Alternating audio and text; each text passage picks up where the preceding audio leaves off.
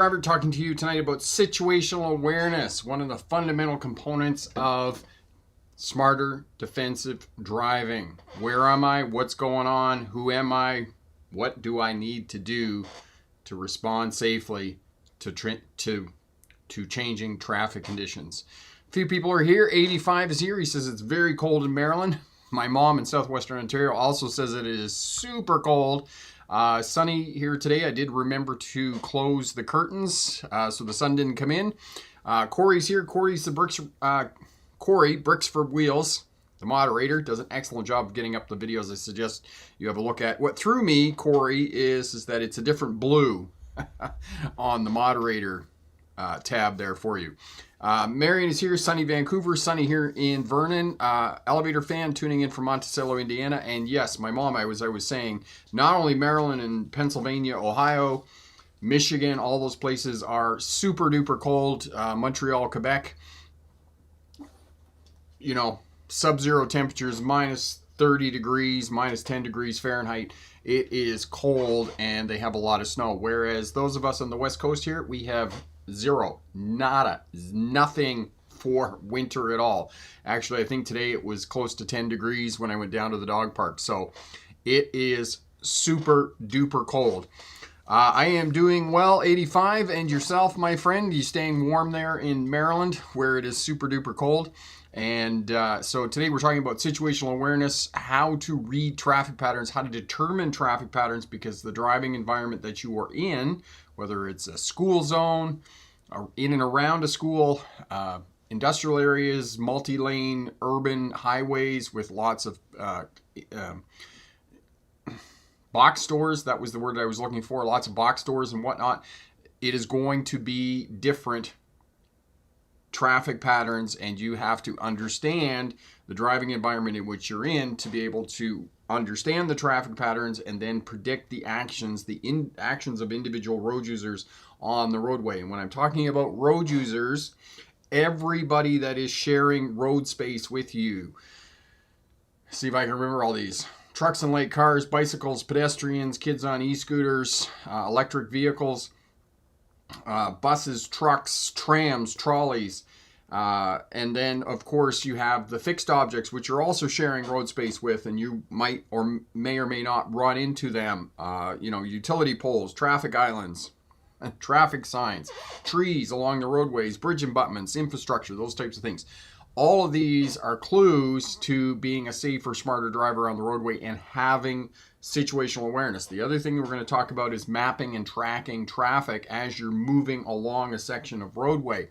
For example, if you're approaching a crosswalk and you see a pedestrian approach the crosswalk from a sidewalk or a cross street, those types of things, and then the pedestrian disappears behind a tree or a building, fire hydrant, utility pole, probably not a fire hydrant, but utility pole and those types of things, you're like, where did that pedestrian go? So your calm awareness should be kind of moving from no alert to kind of yellow alert, and it's like, hey, where did that person go? Or you're approaching a cross street, you look up the cross street and there's a car approaching the intersection, you're like, wait a minute, where did that car go? And then you get back in, right? They reappear after the building or whatnot, and you see that in fact they are beginning to slow down. So mapping and tracking other road users who could intersect with your path of travel. They could cross your path of travel and potentially cause a hazard or potentially cause a crash. Now, we've talked about the challenges of driving, defensive driving, because the average driver crashes once every 15 to 17 years. Therefore, many drivers participate in the arena of social driving. They go along for a very long, extended period of time thinking that what they're doing is safe, when in fact it's not safe, and it's not until a near miss or something else happens or somebody says to them and they actually pay attention to the person and they say, well, wait a minute, maybe that's not my best practices in terms of defensive driving. Corey, yeah, I apparently have a new moderator icon. Looks like a shield instead of a usual wrench. So you've gone from being a soldier to being a peacekeeper, Corey. That's probably the best analogy I can think of. Yeah, very fancy. Elevator fan, my mom's birthday was last Thursday. Did you have a big celebration there, elevator fan, for your mom's birthday? That's really awesome. Wish her happy belated birthday for me. There were several drivers street racing on I-294 near Chicago. Illegal street racing, another part and parcel of social driving and things that people do, and especially, illegal street racers. It's something that happens on our roadways, and in many places in the United States, Illinois, the state of Illinois, where Chicago is, in Ontario, Canada, here in British Columbia, street racing is a criminal activity, and you will be charged under the criminal code. It's considered stunt driving. I could be wrong on the criminal code. I would need to check that, so just put a caveat there that needs to be fact checked. But it is considered stunt driving under the Highway Traffic Act, and under the Highway Traffic Act, they will confiscate your vehicle and have it towed. So those are the things that are going on with illegal street racing. And we're talking about situational awareness. We're talking about defensive driving, best practices for defensive driving. What can we learn from racing? Will racing inform defensive driving on our roadways? For the most part, racing does not inform best practices on the roadway. And people come back to me over the years and they're like, heel toe, blipping the throttle, those types of things. Those are racing techniques. Those are not best practices for defensive driving and keeping yourself safe on the roadways and keeping yourself out of trouble and not getting into a crash and keeping both yourself, your family, loved ones, and other road users safe when you're driving. So that's what we're talking about today. Thank you for the icons, 80. That is very nice. Yes, cool icons that you can get on YouTube now. So situational awareness is essentially the basis of defensive driving, and it is also the basis of, it's not the basis, it's an extension of observation. So it goes one step beyond observation when you're learning how to drive. Getting a driver's test, you have to observe correctly. You have to have a forward scanning pattern in place. You need to shoulder check every time you change directions of the vehicle and turn the vehicle. Observation, and so you need to be looking far down the road in checking your instrument panel, far down the road in checking your center mirror, far down the road checking your mirrors. But you're not just checking your mirrors, you're monitoring and tracking traffic in and around you and how it's changing. And traffic is always changing because it is dynamic. And the 6 factors of driving, the vehicle, the driver, the road, the traffic, light, and weather, those things are always changing. And sometimes they're, a couple of those factors are changing more so than other ones. So for example, if it's raining, it's raining. That, the weather is not changing. The light conditions are not changing from moment to moment when you're moving along the roadway. However, the drivers and the combination of vehicles on the roadway are always changing when you're driving. Those 2 factors from second to second along the roadway are always changing, and you need to be monitoring those 2 changing factors, the combination of vehicles on the section of roadway on which you're on, and as well the different drivers of those vehicles, because nobody, in terms of those drivers and vehicles, has the same objective. They're all going to a different place. They all have different time pressures to get to the destination where they're going. So some could be in a super big hurry. Others are out there having a Sunday drive, and they're demonstrating different driving characteristics. In addition to that, drivers may have a great deal of skill when they're driving, and other drivers may not have very much skill when they're driving. So these are the types of things that you are looking for and taking note of as you're moving along a section of roadway, and having both situational awareness and awareness as you're moving along the roadway. 85, what would you say? Expect the unexpected, Dr. Rick? No, you're not expecting the unexpected, because if you're expecting the unexpected, you're on edge all the time. You're expecting somebody to do something goofy, somebody to do something dumb. You don't want to be on edge all the time when you're driving and have that kind of nervous anxiety. You want to have kind of this calm awareness. And with managing space and having that 3 to 4 second, 2 to 3 second following distance in a vehicle. Bigger vehicles, you're going to have more following distance. But having that space in front of your vehicle, stopping back 1 vehicle length, it allows you to read traffic patterns and interpret the actions of individual road users. Most of the time, you can see when somebody else is going to do something goofy or somebody's going to cut you off or those types of things. So when people say, oh, expect the unexpected, yeah, the unexpected is going to happen. And it's not a matter of if it's going to happen, it's a matter of when it's going to happen. But if you're interpreting traffic patterns and reading the actions of other road users, then the unexpected things that other people do should not come as a surprise to you, is what I'm saying in terms of situational awareness.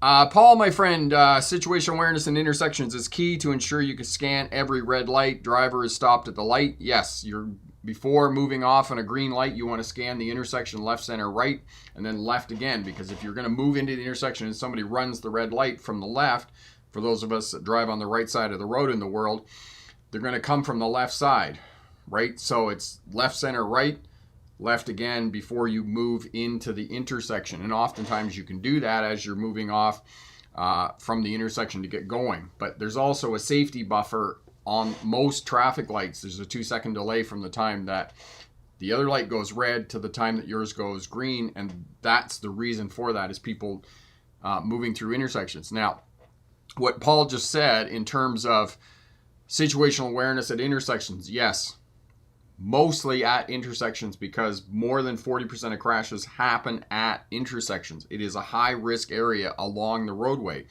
And part of your calm awareness is taking note of the fact that I'm going through an intersection. You know, there are things that I need to map and track at the intersection. Where are the pedestrians? Where are the other road users? If I'm turning left at the intersection, the slip lane on the other side of the intersection, I need to be taking note of what's going on at that slip lane on the other side of the intersection. All of this plays a role in situational awareness as you're driving along the roadway, and that calm awareness, and you're turning left and you're like, okay, there's somebody turning right on the intersection. I'm simply going to adjust my speed. So I either merge in front of the driver in the right turning lane, or I merge in behind them on the other side. Same thing with driving along interstates and freeways. You are moving along the interstate, the freeway, and you're taking note of where the overpasses are, looking for the interchanges where other vehicles are moving onto and off the interstate, to allow you to respond accordingly, because you're coming up to the interchange, you're looking up on the on-ramp, and you're seeing cars coming down onto the highway, and you think to yourself, okay, it's clear, I can move over to the left lane, and you can create that buffer of space because you've had that situational awareness about the vehicles that are coming on the on-ramps. You've had that situational awareness of before you get there, knowing that the overpass is going to change the light on the roadway. And instinctively, a lot of drivers on the highway, once the light changes as they go under an underpass, take note of this. Next time you drive on an interstate, when people go under the underpass, if they got their foot on the gas pedal instead of on cruise control, they will slow down because of that change of light. Just instinctively, they will slow down. It's the same thing with curves. You're driving along a highway, it doesn't matter whether it's a freeway or highway, any roadway that is 50, 60 miles an hour, 80 kilometers an hour, 100 kilometers an hour, as soon as there's a curve, if you look down the road and you see traffic in front of you, the clusters of traffic and the clusters of cars rather, you see the clusters of cars down the highway and there's a curve, the cars will slow down before they get into that curve. It's something that drivers with not a lot of experience will do. They will just instinctively slow down. So you know that with your advanced defensive driving skills and best practices in place, you will know that these drivers will do this and that you can respond accordingly. 85, which lane would you say is the best for not having too much action, if that makes sense? Is it the far left lane or the far right lane? Normally, it depends on your style of driving. For me, when I am on the interstate, on the highway, I'm always driving with traffic flow. So if it's just 2 lanes, I spend a lot of time in the left lane, oddly enough, even with the buggy. However, there's a lot going on in the right lane. Now, many highways, many freeways, interstates are going to be 3 lanes. The middle lane is going to be your lane where there's not going to be a lot going on, because the extreme left lane is your passing lane. The inside lane is where people are getting on and off the highway. And then the center lane is kind of your driving through lane where not as much is going to happen. But you don't want to, just a 2-lane highway, there's a lot going on in the left lane and there's a lot going on in the right lane, because the right lane people are getting on and off the highway, and in the left lane other drivers are passing, so there's a lot going on. Paul, I'll show you a picture of a 2-car collision in the intersection because one of the drivers wasn't scanning. It happens, yes.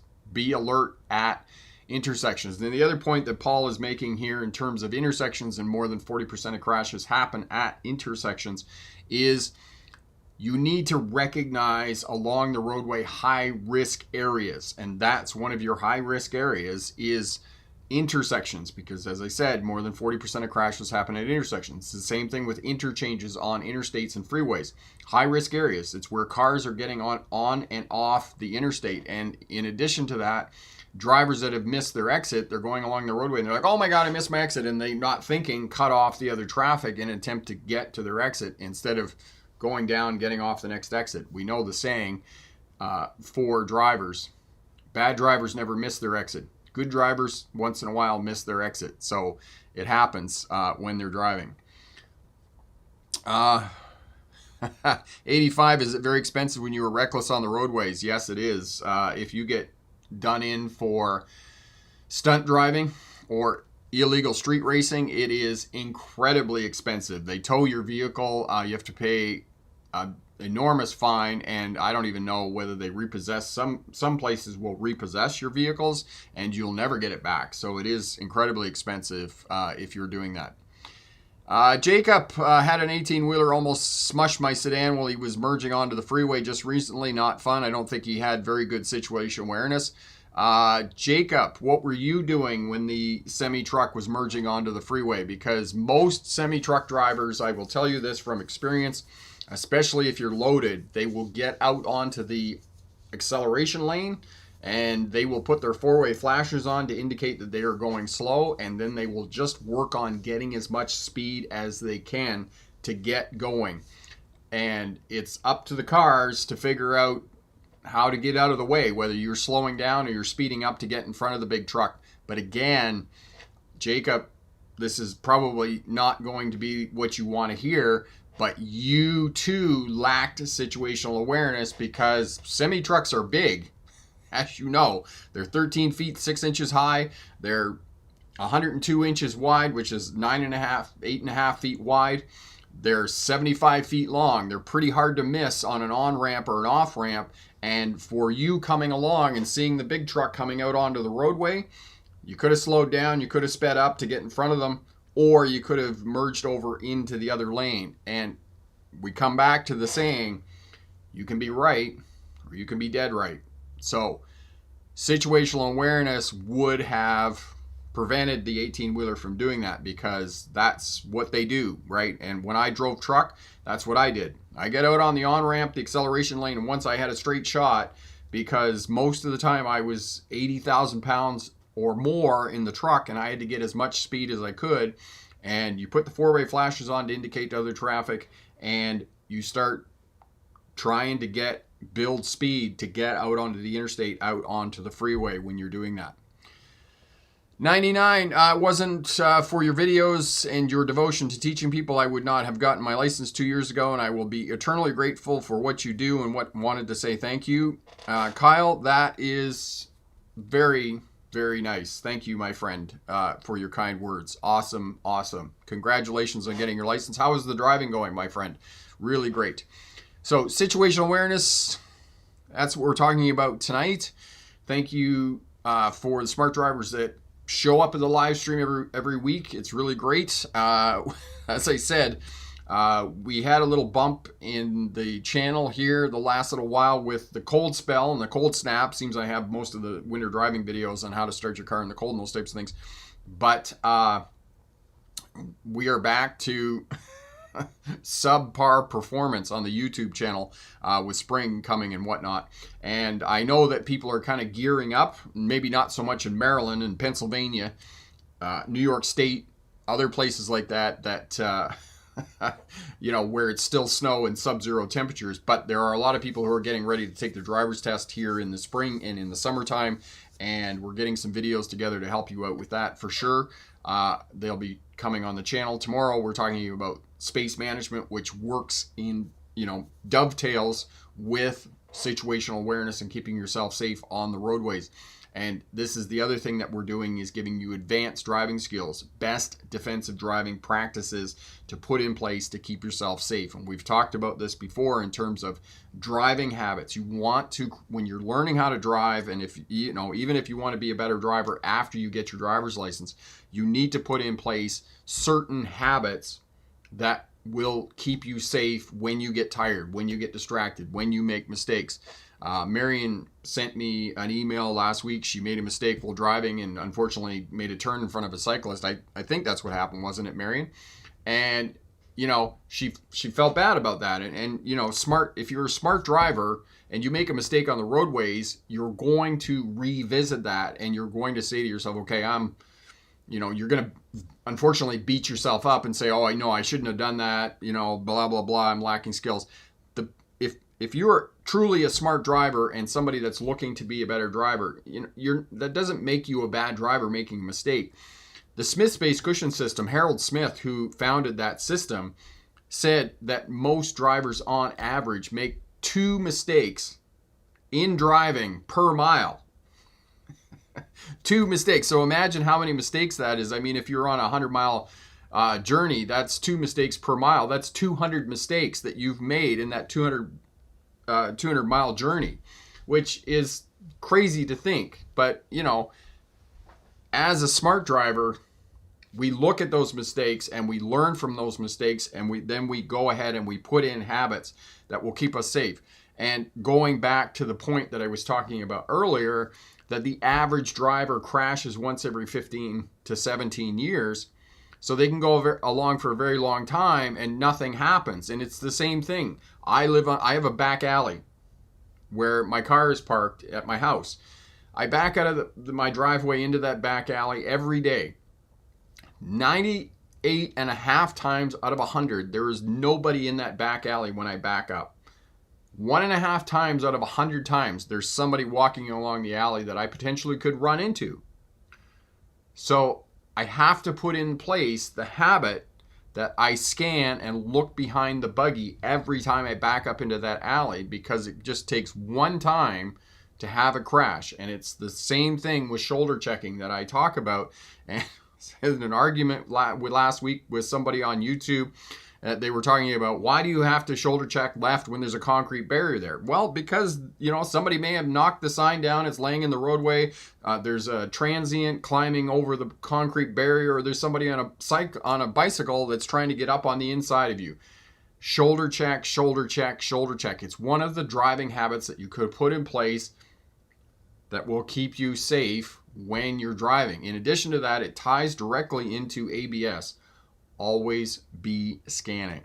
So Marion said, yes, it was a cyclist and I kept going over it, etc., etc. And, you know, as we do, we beat ourselves up when we make a mistake, but don't beat yourself up. Learn from it, move forward, and carry on and continue to be a safer, smarter driver. 85, would you say it is best to take the test in the fall or the spring? 85, the driving test, I always encourage drivers to take it in the wintertime is when I encourage drivers to take their test.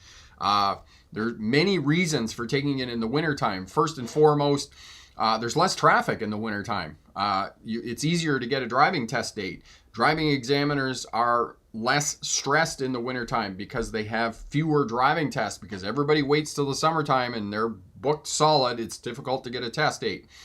If it is bad on the roadways, it's snowing, snowing a blizzard, they're going to postpone it to another day.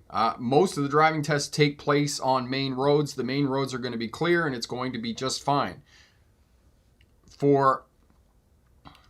Owing to the conditions in the wintertime of driving, it's easier to take your driver's test in the wintertime than it is in the summertime. And I do encourage a lot of people to do that. So, NS says that it's -6 degrees in Nova Scotia today. That's actually not too bad. That's kind of balmy weather for the East Coast there in the Maritimes.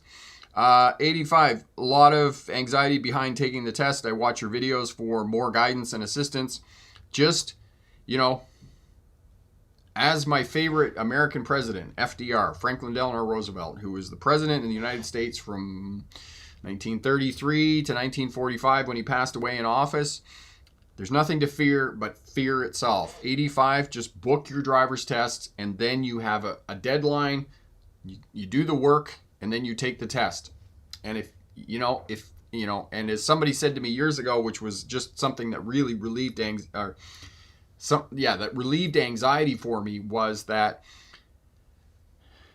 if it doesn't work, you just go and take it again, right? If you make a bad decision in life, you just make another decision. You just keep moving forward. You just make another decision. So for example, you buy a truck and it doesn't work out and you can't afford the payment every week, sell the truck. Make another decision. Buy a cheaper vehicle that you can afford. All right. Would you say it is best to go to the Maryland Driving Test Center and see how the test is, just watching and being a spectator to other drivers taking the test? That's my plan. 85, if you're not taking driver training, I do encourage you to take one driving lesson with a driving instructor that teaches in and around the test center where you're going to be taking your test. Driving instructors teach people to pass a driving test every day. They will take you out on the test route. They won't tell you they're taking you on the test route, but they will take you on the test route. They will show you where the slow speed maneuvers, the 3-point turns, the backing into a parking space, and the parallel parking are done at that test center. And what else was I going to say? And they'll give you feedback on the skills and abilities that you need to strengthen in order to pass your driver's test. So take at least one lesson with a driving instructor. That is your best source of information, because driving instructors teach people how to pass a driver's test every day. Do that. Old people in motorhomes. Okay, that was kind of random, but there you go.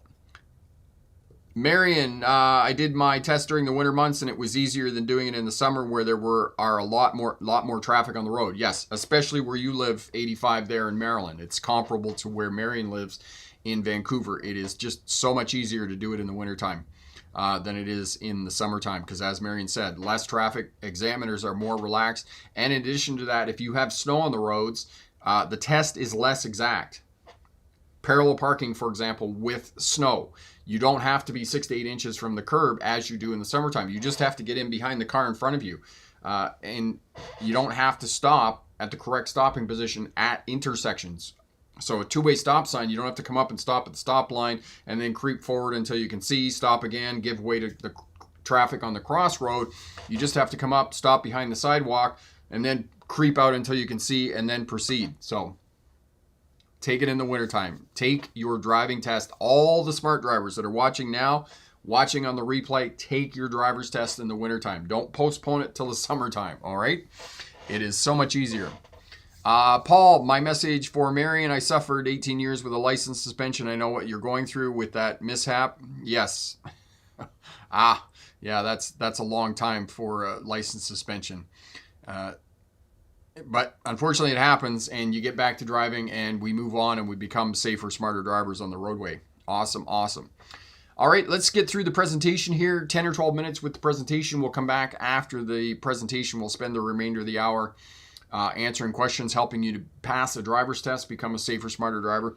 And so we're talking about situational awareness. Different kinds of roads present different traffic conditions. For example, downtown New York City on Broadway, which is the main north-south road on the island of Manhattan, is going to present very different traffic challenges than driving on a 2-lane state road in rural Iowa, where there's going to be 2 lanes of traffic in opposing directions, and there are going to be potentially animals, farm animals, on the roadway that you're going to have to deal with when you're driving. Situational awareness, this is what we're talking about. For those of you new to Smart Drive Test, my name is Rick August. I was a truck driver in the 1990s. I hauled freight between Ontario, Canada, and the United States. While I was going to university in Australia, I drove buses for Greyhound and one of the regional bus lines. And we dispelled the myth that Australia did in fact found Greyhound. They did not find They did not found Greyhound, the bus line. 1997, I became a licensed commercial driving instructor in a bid to stop doing long haul work because I was gone for 5 or 6 days at a time, sometimes a week, sometimes 2 weeks. One time when I first started driving truck, I think it was 1993, I was running team. So that's 2 drivers. One driver goes for 5 hours. The other driver sleeps 5 and 5, on, off, on, off, on, off. And we were driving back and forth between Toronto and Vancouver for a company called QuickX. And we did 3 back-to-backs. So Toronto, Vancouver, Vancouver to Toronto, back to Vancouver, Toronto, back to Vancouver, Toronto. And I never wanted to see a truck ever again. Nor did I want to see another truck driver because I was so exhausted. 2006, I graduated from the University of Melbourne with my doctorate in legal history. 2015, I started the online YouTube channel and the online business. It has been wildly more successful than I could have ever imagined. We just passed 350,000 subscribers on the YouTube channel. If you want to know more about me, want to know more about the business, you can check out the autobiography over at the Smart Drive Test website. Good videos to have a look at. Mastering shoulder check, as I was talking about, it's one of the fundamental driving habits that you can put in place that will significantly reduce your chances of being involved in a crash, because shoulder checking ties directly into ABS. Always be scanning and moving your head, because you have to move your head to safely drive a vehicle and look into the blind areas. 5 defensive driving tips, best practices for driving in the cities. Have a look at that video as well. Corey put those up down in the comment section for you there. Now, what does barbecuing and what does swimming have to do with driving? Is there a lesson from this? Because sometimes, as we know, sometimes for those of you who do have barbecues in your backyard, I have one in my backyard, every now and again they catch on fire. Especially if you are lax on the maintenance of cleaning your barbecue. It's the same thing with swimming pools. Swimming pools in Canada claim the lives of 50 people a year. This is why we have so many lifeguards at public pools, because of the number of people who drown in swimming pools. Kitchen cupboards, on the other hand, we open and close kitchen cupboards every day. And, somebody leaves the kitchen cupboard open, you bend down to get a pot underneath the bottom one, you stand up and you get the corner of the cupboard right in the top of your noggin. And that really wakes you up and improves your profanity. So why am I saying this? Because these activities, most of the time, we think of them as being really awesome and really fun. And, it's the same thing with driving. It should be really awesome and it should be really fun, but there are times that there are deadly consequences that come with driving. Traffic crashes. In the United States of America, approximately 45,000 people a year are killed in traffic crashes, and another 500,000 people are injured in traffic crashes. There is an enormous cost to society for not driving safely and not understanding the dangers and inherent risks that happen and could potentially happen when you're driving. And this is the comparison that I'm making between things that happen at home that we think that should be fun, and our social activities, getting along with other people, having gatherings, those types of things. It can be similar to what's happening with driving.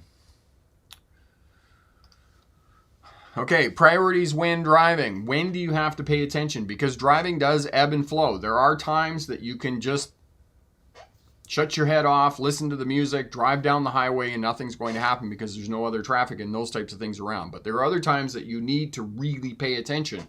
And when are those times that you need to pay attention? Heavy congestion, you need to pay attention to what's going on.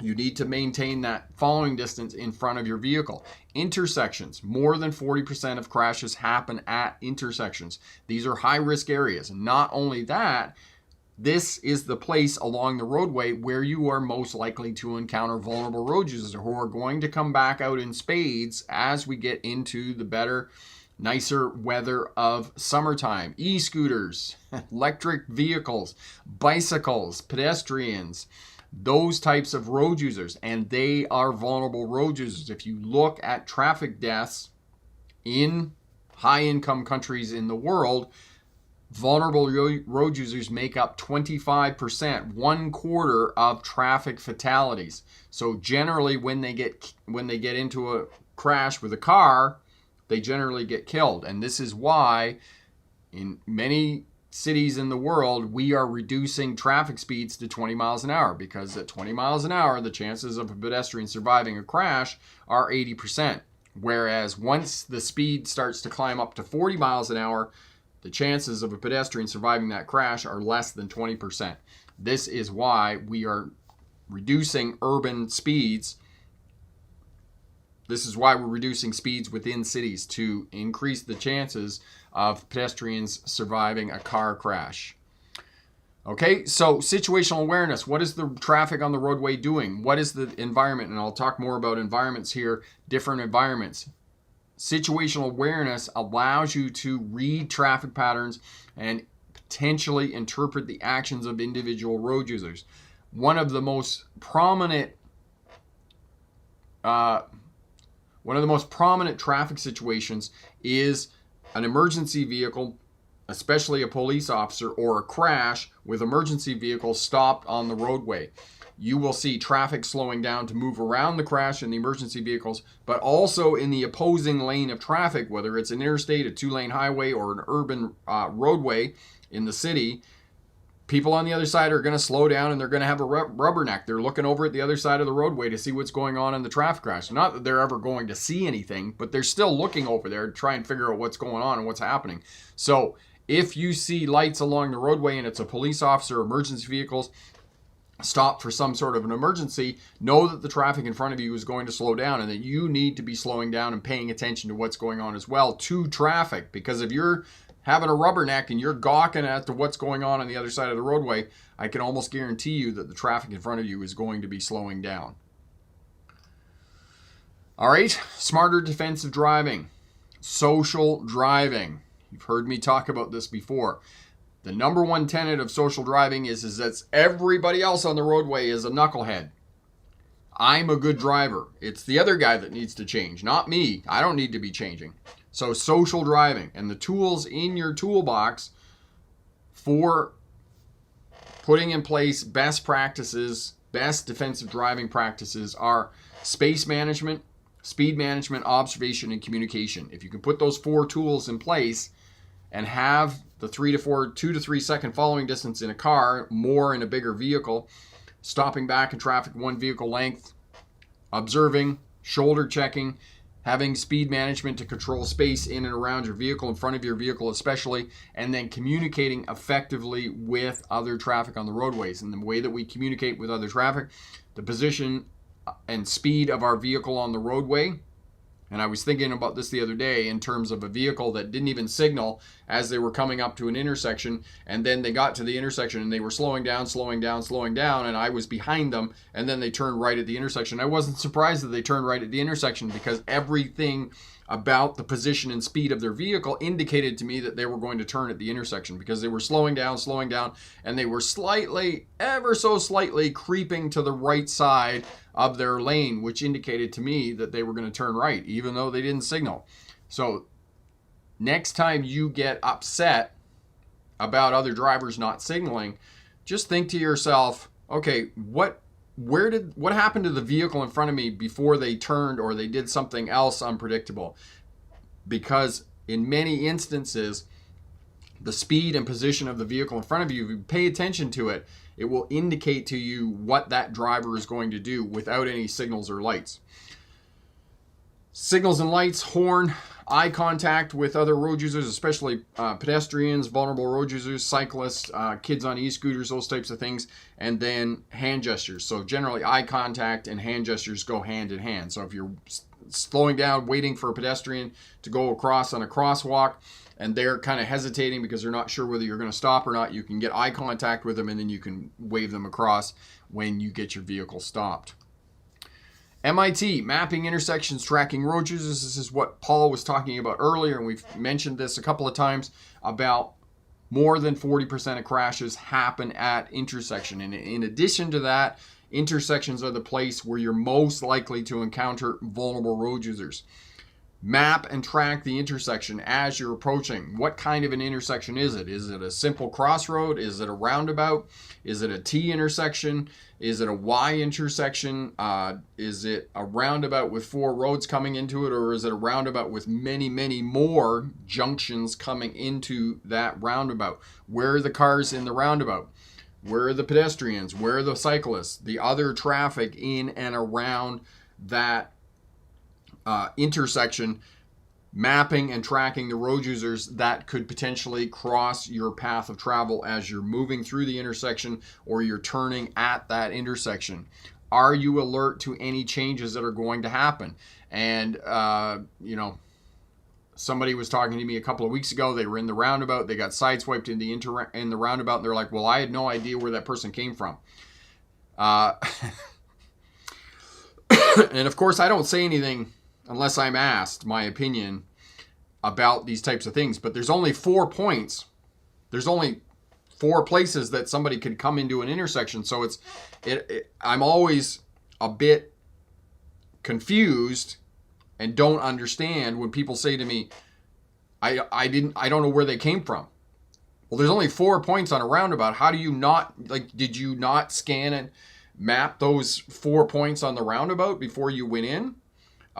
It didn't make any sense to me, okay, because traffic is moving in a counterclockwise direction for those of us who drive on the right. So there's only 4 points that cars are coming into the roundabout.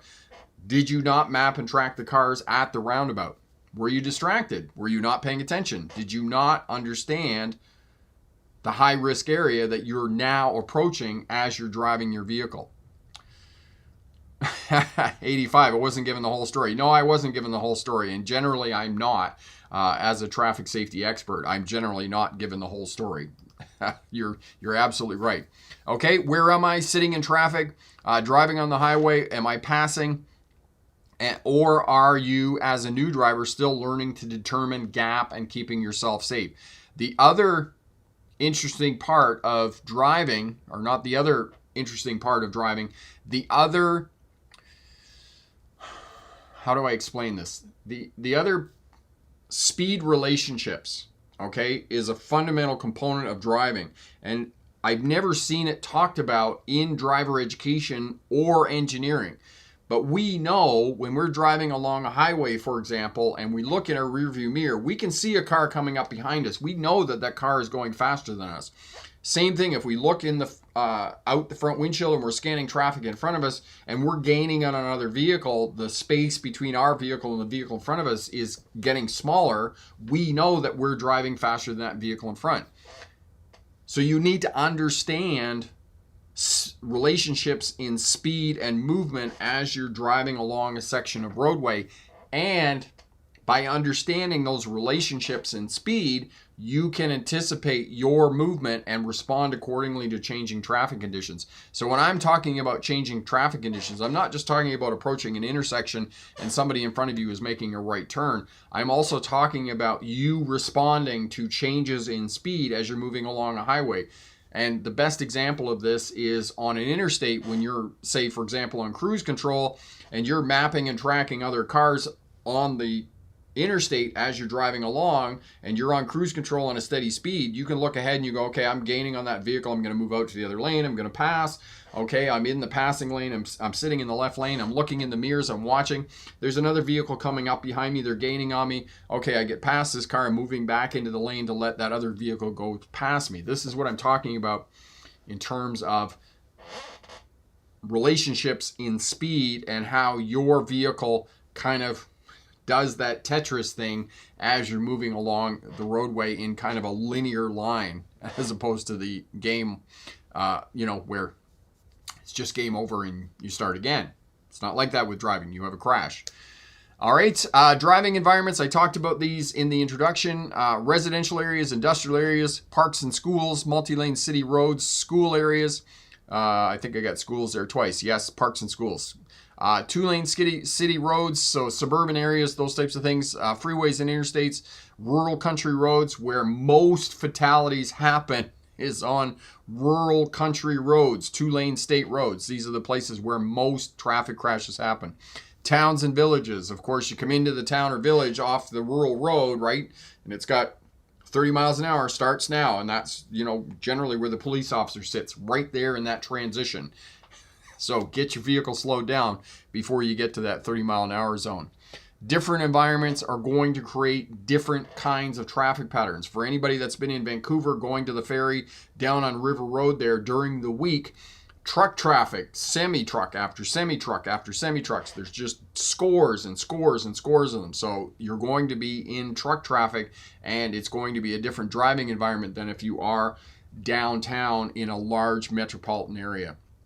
Okay, experiential, where to focus, develop habits that will keep you safe. The 2 to 3 second following distance, stopping back in traffic 1 vehicle length, shoulder checking, shoulder checking, shoulder checking. These driving habits are going to keep you safe. New drivers, the 4 Ds, drinking, driving, dating, and distractions. Those are the 4 Ds that the new drivers, anywhere from kind of, most people are getting their license when they're 17 years old now. They're not getting their license when they're 17 to 25 years old. For those of you who are in that age bracket of 17 to 25 years old and you're driving, that's what you're up against. Drinking, driving, dating, distractions, okay? Cell phones. How are we dealing with all these things that we really don't have a great deal of experience with when we're driving, and all these things are coming into our brain and we're like, oh my God, what's going on? I don't know how to live my life. And, my relationship is a disaster, and I'm going to go out and have a drink. And, maybe later I'll drive the car and talk on my cell phone. The 4 Ds of driving, okay? Observation and communication, understanding traffic patterns, and communicating effectively with other traffic on the roadway. Develop driving habits that will protect you, okay? Shoulder checking, shoulder checking, shoulder checking. Signaling every time you change directions of the vehicle. And I never realized until I put a question up on the community tab how controversial signaling is. People will come back to, oh, you don't have to signal in that situation. You don't have to shoulder check in that situation. You don't have to put your parking brake on, blah, blah, blah. Cognitive dissonance. There's a big psychological term for you. Basically what it means, cognitive dissonance, is what people think, they will fit it in so that whatever you tell them fits into that, okay? Which in many cases for me as a driving instructor, it's that I'm wrong, okay? Same thing. When I teach the left-hand turns, as I did last week, I was talking about how to do left-hand turns. Best defensive driving practices for making left-hand turns. The caveat, there's 2 schools of thinking. One is to move into the intersection. I don't teach that one. I teach this one, which is safer and will keep you safe as a smart driver. Inevitably, I come back and somebody has left a comment on the channel that cops know best, I know best, you're an idiot, you're blocking traffic, you're creating congestion, you need to move into the intersection. Okay, that's fine. That's your thinking. That's cognitive dissonance, because they can't possibly consider another point of view or something that could potentially keep them safe when they're making left-hand turns. Good luck in your driver's test, and remember, pick the best answer, not necessarily the right answer. Excellent. Excellent. 86, the snow situation in the USA makes it a bit more challenging. Got to do a lot more scanning to stay safe, and the roads are icy. Yes, that's just a matter of increasing your following distance. Here's the good news, Frank. Here's the good news. The states, which are getting snow right now, and usually do get snow, Minnesota, Wisconsin, Illinois, Michigan, these are the states that have the least number of crashes in the United States. The states in the US that have the highest number of crashes are those states that don't get snow. Mississippi, New Mexico, Arizona. These are the states that have the highest number of crashes. People think that because there's ice and snow on the roads that they are more treacherous. And it is, it does lend itself to some weird vehicle behavior, and potentially you could end up in the ditch. But when it's snowing and roads are bad, freezing rain, it's dark, for the most part, people tend to pay attention and they have higher degrees of situational awareness. When it's nice out and it's sunny, moderate traffic, clear roads, they got the radio playing and they're driving their vehicle, there's higher number of crashes because we are approaching the 100 deadliest days of the year, which is July, the end of June, July, and August, and the first 2 weeks of September. Those are the 100 deadliest days of the year. It's not wintertime, and people tell me that again and again and again. Wintertime is treacherous, and it's cold, and you gotta brush the snow off your cars, and you gotta put winter tires on your vehicle.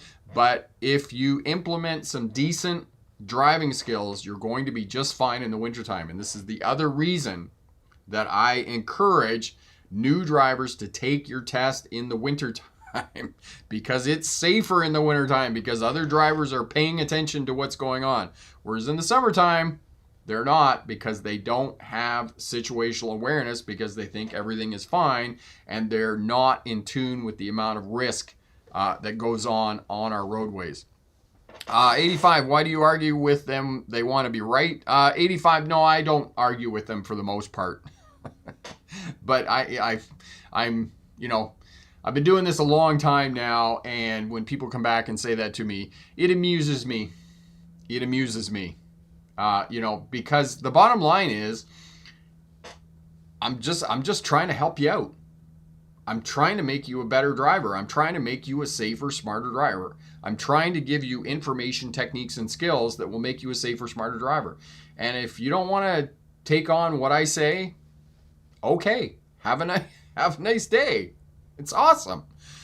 So that's where we're at, right? What about California, Dr. Rick? I would think California, New York. No, New York gets snow, so it's not quite as high. I would need to look at California where it is, but, because it's Southern California and then Northern California, right? And they're very different places in terms of that. But, just off the top of my head, I do know that it is New Mexico, Arizona, and I'm pretty sure it's Mississippi. I would need to look at it again, but just take it as fact that the states that don't get snow have the highest crash rates, whereas the states that do get snow have one of the lowest crash rates in the U.S. And, it's well documented. It's well documented. Epic, my friend, on motorways and interstate highways that are only 4 lanes, 2 in both directions, this is where you need to observe what is actually in front of you more, because you can actually large vehicle left in. Because you need to be looking for what we were talking about earlier in terms of big semi-trucks merging out onto the highways and the roadways and those types of things. And it all comes back to, right, you can be right, or you can be dead right. What are you doing on the roadway? Are you, responding to what's going on the roadway to keep yourself safe and to create that safety margin between you and other traffic on the roadway? Because if you're not near anything, it's less likely that you're going to hit something. So that's why when you're coming up and you see the overpass on the interstate. Oh, there's an overpass. Okay, there's an overpass. There's probably an interchange right there. There's probably an on-ramp and an acceleration on the other side of that overpass. So, I'm going to be looking over there, and I'm going to be going, okay, there are cars coming down the on-ramp, so they're going to be merging out onto the highway. So I'm going to be proactive, and I'm going to move into the other lane to allow them to merge out onto the roadway. And that way I have a buffer of space between my vehicle and their vehicle. So you're responding and putting in place best defensive driving practices that are going to keep you safe. If you can't move to the other lane, then you're adjusting your speed. And we go back to this component of relationships in speed on the roadway between your vehicle and other traffic, right? So if they're doing their job and they're getting out on the on-ramp, the acceleration lane, and they got their foot into it and they're accelerating and getting up to highway speed, in many cases, it's just a matter of you letting off the accelerator 2-3 miles an hour, 5 or 6 kilometers an hour, just slowing down. They get going, they tear off, and then you resume again, right?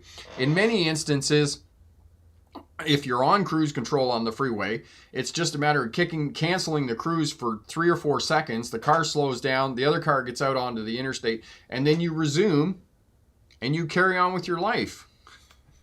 It's that simple. But there are people and drivers that get so bent out of shape when somebody's getting on that on-ramp, when they're getting on the acceleration lane, that, they are convinced, and they hold the conviction, and they will not budge from that conviction, that it is the job of the person who is merging to give way to the traffic that is on the highway.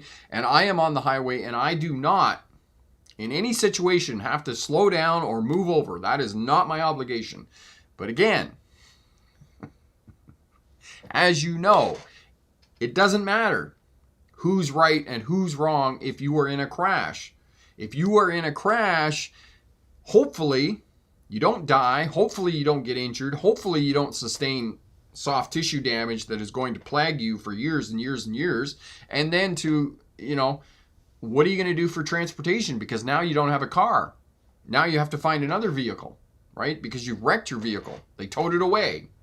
So the inconvenience, the cost, the time involved when all you had to do was let your foot off the throttle and let them go and have their crash somewhere else. And it's not even letting them go and have their crash somewhere else. I mean, it's an interstate. It's a freeway. Just slow down a little bit. 85, people don't have common courtesy anymore. Most of the time, you're absolutely right. Paul, in Toronto and Guelph, there are crashes when drivers are on exit ramps, and when turning on the ramps, those drivers veer off the ramp and crash their car on an intersecting freeway because of snow. It's not because of snow, Paul. It's not because of snow. And nobody ever in my world gets a pass because it was snow or ice. We make mistakes, and sometimes, every now and again, maybe it's snow, but for the most part, you were going too fast for conditions of the roadway. Most of the time. I would say a little bit, like 3 or 4% of the time, maybe it was snow or ice, but most of the time, no, it's not snow or ice. Most of the time, it's the fact you don't have good tires on your vehicle, and second, most of the time, it's because you're speeding. So no, it's not winter. Epic. Additionally, in parts of the East Coast, you actually have left lane on-ramps, highways to another service area located on the median. These are also risky maneuvers, unlike the ones on the right. They can be epic, and I have seen horrific crashes on, X, the social media platform socially known as Twitter, where there's a very famous one with the 2 tractor trailers, and there's a tractor trailer in the left lane, and there's one in the right lane, and the one in the left lane is passing and gaining on the one in the right, and there's a merge lane from the left, and the pickup truck comes in, and I don't know what the truck driver was looking at, because it's like you just look out the window and you go, oh, hey, there's a pickup truck merging onto the highway. Maybe I should let off a little bit. And the pickup, the guy just runs over the pickup truck. And so, yes, they're there. And again, it's not predictable infrastructure. You're right. It's not something that we expect. For those of us in North America, we expect on-ramps and exit ramps on interstates and freeways to be on the right. But every now and again, they are on the left. That is situational awareness that has failed.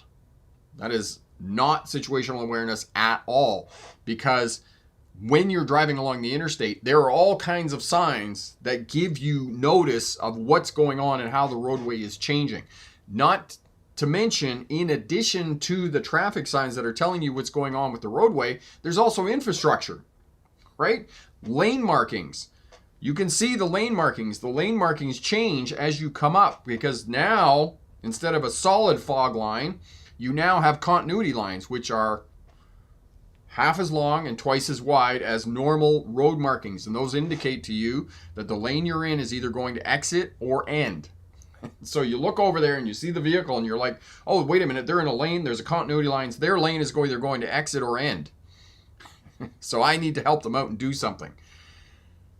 Situational awareness. You need to be paying attention to the traffic signs, the traffic, and the infrastructure on the roadways to understand traffic patterns and what potentially could happen in the traffic situation in which you find yourself on that section of roadway. 07, pass my 4R here again. Just letting you know, Rick. That is awesome, my friend. A 4R. What is a 4R? Is that a car license, my friend? 85, Dr. Rick, besides the damage to the car and the person, what other damage does reckless driving have impact? What would you say? Insurance as well? Oh, absolutely, your insurance. Anytime that you have any claim on your insurance, they are going to increase your insurance premium. I can guarantee you. You get a speeding ticket, your insurance premium is going to increase. You have a crash, your insurance is going to increase. Your insurance premium will go up every time. Depending on the kind of car you're driving. The Audi, for example, which is still for sale. A young guy came to look at it and he came back and he's like, yeah, I can't afford it. He's like, my insurance is $480 a month. The insurance for him on the Audi was almost the same in a month what I pay for the buggy in a year. Now, mind you, he was getting collision insurance as well. Had he not gotten collision insurance, it might have been only a couple $100 a month as opposed to $480 a month, which is just crazy. Okay, class 4 restricted. Okay, so you got yourself a taxi license. That is awesome, my friend. Congratulations on passing your 4 restricted there. Awesome, awesome. 85, how does that work? How does what work, my friend? Marion, okay, excellent. That was meant to say the speed of the vehicle. Awesome. Yes, the speed of the vehicle. Okay, excellent. Situational awareness. This is what we're talking about tonight. One of the key components of best practices for defensive driving. Where am I? What is the traffic doing? How is the driving environment that I'm in affecting the traffic patterns? And if I'm reading the traffic patterns, I'm able to predict and understand the actions of individual road users along the roadway. I'm observing, but I'm also mapping and tracking what other road users are doing on the section of roadway that I'm on. And this is tied into our calm awareness, that we're always aware of what's going on around our vehicles and where other people are going, and if they are potentially going to cross our path of travel, and how are we, the driver of our vehicle, going to respond that's going to keep us safe when we're driving through intersections, through school zones, on interstates, on freeways. This is what we're talking about in terms of situational awareness and best defensive driving practices. 6080, if I eat pizza, does my health insurance premiums go up too?